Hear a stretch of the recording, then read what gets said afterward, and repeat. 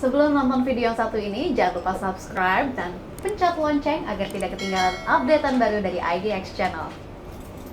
Baik, kalau tadi di paket pengantar bagaimana sebetulnya tren penerbitan obligasi yang dilakukan oleh sektor swasta ini cukup disambut baiklah sebetulnya oleh investor. Lalu bagaimana dengan tren penerbitan obligasi pemerintah sejauh ini Pak Ahmad, dan sejauh mana ini kemudian dilihat sebagai instrumen investasi yang cukup menarik lah untuk investor? Sejauh ini untuk penerbitan obligasi pemerintah itu sudah sekitar 35% dari target ya, dari targetnya kan tahun ini kan sekitar 1.000 triliun. Nah ini memang momen yang cukup bagus ya, karena kan kita lihat dalam beberapa bulan terakhir sentimen eksternal kan cukup kencang, terutama pengetatan kebijakan moneter di negara maju seperti di AS dalam menanggapi perbaikan ekonomi mereka kayak gitu kan.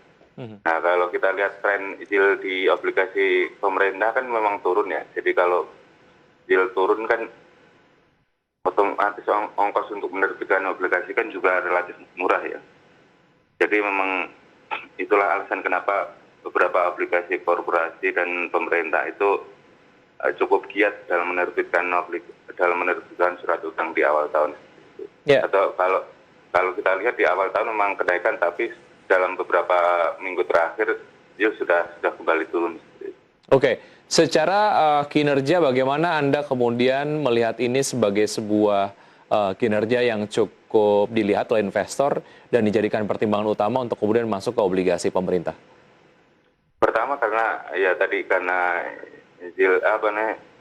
yieldnya turun, kemudian dari segi return juga relatif lebih tinggi daripada bunga bank. Kemudian dari segi risiko juga relatif tidak berisiko dibandingkan dengan saham seperti itu.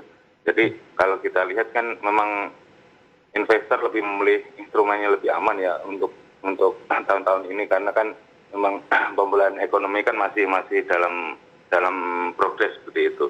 Baik. Jadi kalau kita lihat memang instrumen obligasi pemerintah itu ya cukup lebih atraktif dibandingkan dengan alternatif lainnya seperti itu. Baik.